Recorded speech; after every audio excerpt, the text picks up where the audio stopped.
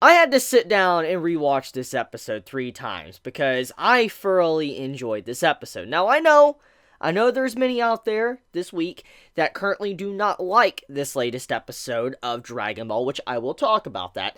But I personally, I love this episode, not just because of Goku gaining, a mastered version of Ultra Instinct, but I really love the effects or the camera angles in this episode. So let's get into that, and then I'll talk about the reasons of why people do not like this episode. So first things first, the camera angles. There was many scenes throughout this episode of Dragon Ball Super to where you saw zoom outs of the battlefield to where there's explosions going on. I know many might say, that's lazy, you want to see more up close and personal stuff, which I can agree with. I can understand that. Seeing, Jiren, he's looking down at Goku, he's standing on top and all that, about to sling ki waves at this man, or how Goku's just looking down and all that, trying to suppress Jiren's almighty fist coming down at him. The camera angles and the way certain things were done throughout this episode, I truly enjoyed that aspect. It was definitely a unique episode when it came to the way just the camera was, and so I will commend Toei Animation for that. Now, getting into the big issue that everybody is having, or not everybody, just certain part of the community of Dragon Ball, many are saying that this episode was very lazy when it came to art and animation, and in some ways, I can't agree with that. I can't, disagree completely. I mean, there was obviously some reuse scenes throughout this episode. I mean, to the whole Beerus face and all that with him looking at Goku, to the whole scene with Goku and Jiren, just punching each other, it was reused multiple times. And so I can understand, why some would be upset, but in reality, it wasn't as bad as some of the other episodes of Dragon Ball Super that I have seen, or other series I have seen that's not even related to Dragon Ball, and I just don't think it was that bad. I mean, the scenes that were reused, it wasn't, repeated in, every 20 seconds, and it wasn't something that was, the entirety of the episode. So I just feel like some of the complaints, yes, some of them are warranted, but I don't think it is as extreme as some have been saying for this week's episode. Ultra Instinct. Goku has officially mastered Ultra Instinct. Now, when I say mastered Ultra Instinct, I mean more along the lines of this man has managed to be able to use offensive and defensive capabilities of Ultra Instinct. But in terms of mastery, I don't think he's probably there yet. And let me explain why before you start wanting to slit my throat. The reason why I'm saying he probably doesn't have full 100% mastery is because from what we can see from this episode, Ultra Instinct is not a technique that Goku could probably use in every single fight, but also it's not a technique that would be easy to constantly hold up and, use multiple times. And so I feel like this technique obviously is going to have a time limit, similar to the regular Ultra Instinct stuff we have already seen, but on top of that too, I feel like obtaining this level of, concentration and instinct to be able to fight, it's going to be a rarity. It's going to have to be someone that really entertains Goku enough to where he can just be mesmerized and awestruck by this opponent and just really focus in on the fight. And I do like the clarification to kind of what Ultra Instinct was. It made it very symbolic in a way, and I do want to get into that. So it was basically stated that Goku, this heat that is around him, we've seen this term already applied to Ultra Instinct a couple of times already when we first saw it,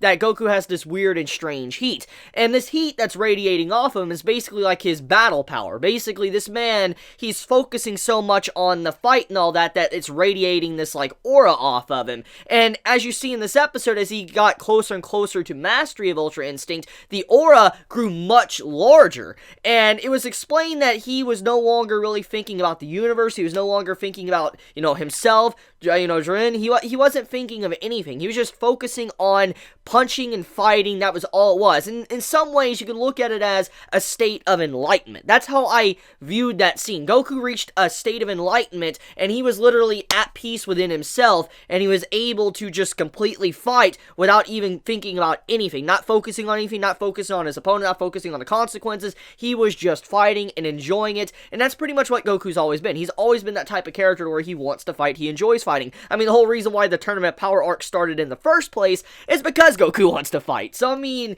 seeing how that was given clarification, I do appreciate that. I feel like there's probably much more there that many can kind of pull out of that. Now, speaking of the way it looked, like the power expanding, there was a scene in this episode when Goku obtained, his mastered version of Ultra Instinct. He had it to where there was this galaxy top aura around him, and it looked like the entirety of the solar system galaxy, and I'm like, whoa, that looks pretty ridiculous. It looked beautiful, by the way. Like, props to Toei, and it's one of the camera angles I was talking about earlier I really like. I like the camera angle of that, just seeing how Goku had this, like, aura completely around him, and when you see how in the center of it's, like, solid white and stuff, which represents Goku's calm state of mind and all that. He's just no longer focusing on anything but this fight.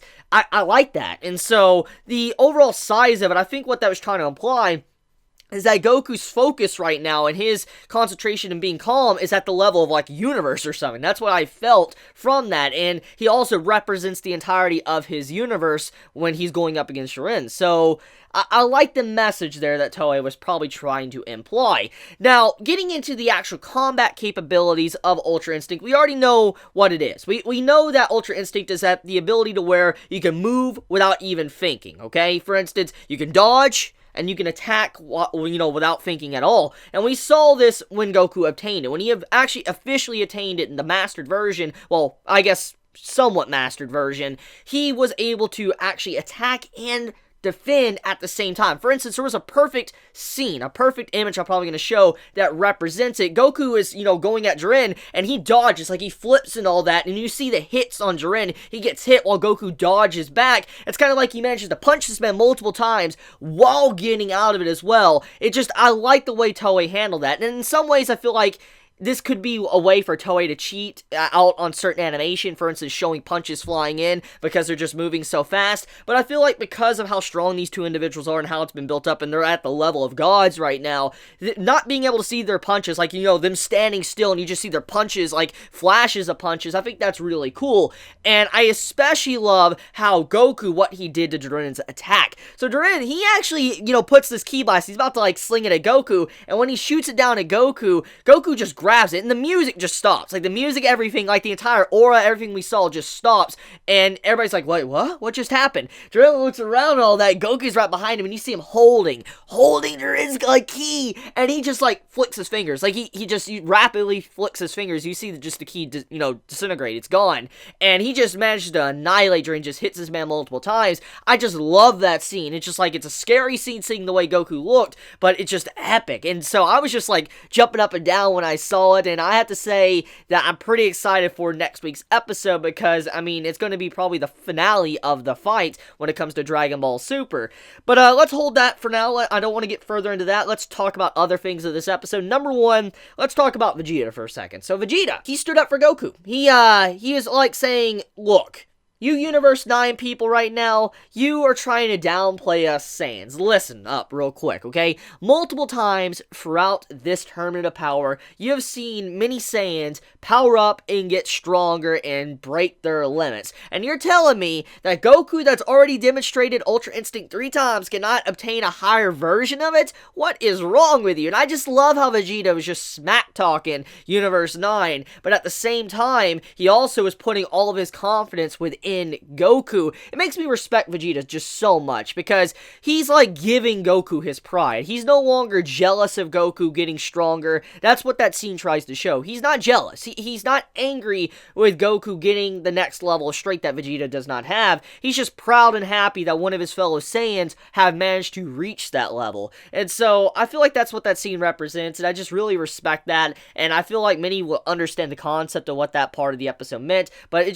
since I'm a Vegeta fan, I'm a Vegeta fanboy, that put a smile on my face. I have a sinking suspicion if everything does work out before Super ends. Even if Universe 7 is annihilated, like I've already said many times, I do feel like they'll probably be wished back somehow, or, the next time Dragon Ball returns, they'll come back in some way. But, I do believe Beerus is probably going to want to fight Goku. I could definitely see maybe if everything does work out, the finale of Dragon Ball Super focusing on Goku versus Beerus again, like a little mock match or something. That would be really cool. Just imagine that if we saw like a little mock match, maybe for a minute or two, or set up for Goku and Beerus to have a match with each other. That would be an epic way to end Dragon Ball Super, because we know for a fact one of the big reasons why Super started in the first place, and why this initiated, was because Beerus wanted to fight someone. He wanted to fight, Goku, a Super Saiyan God, and we know how that turned out. So it would be really cool to come full circle if, that was to happen once again at the end of Dragon Ball Super. But that's my personal thoughts.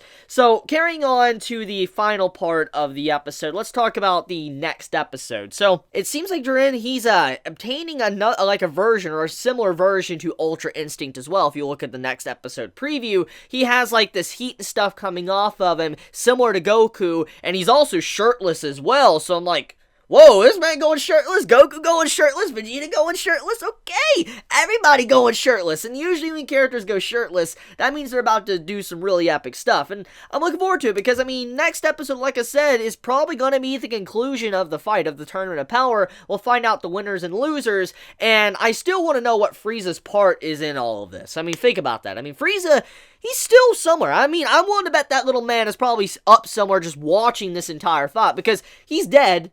But, you know, he's still alive, technically, because he just has a halo. And that means he can just continuously get back up until he's ringed out. So, I feel like Frieza, as I've been saying, he's going to have a very important role to play. Either he's going to do something very crusty, he's going to attack someone, or he's going to, you know, just be sitting there in the ring, and Goku and Jiren are going to knock each other off the ring, and it's just going to be both a tie for their fight, and Frieza's the last one standing. I could see something like that, but I just wanted to point that out, that Frieza's still on the stage, but we just don't know. We don't know, what he's currently doing.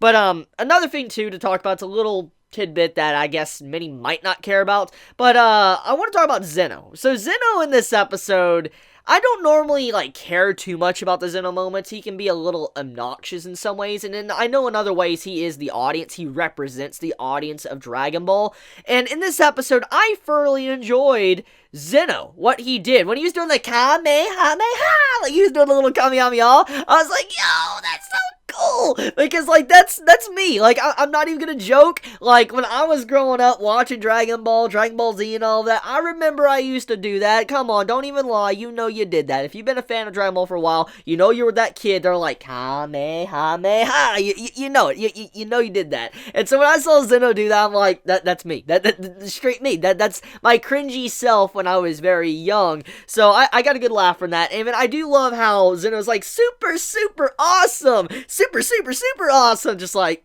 you know what, I like Zeno in this episode. He's grown on me quite a bit. The Zenos have grown on me quite a bit since they were first introduced. That's pretty much it when it comes to this week's episode of Dragon Ball Super, so let me know your thoughts in the comments below. If you enjoy this week's episode, let me know. If you enjoy my content, please subscribe. If you like this video, please leave a like. I love you guys, please be safe, and Chibi out.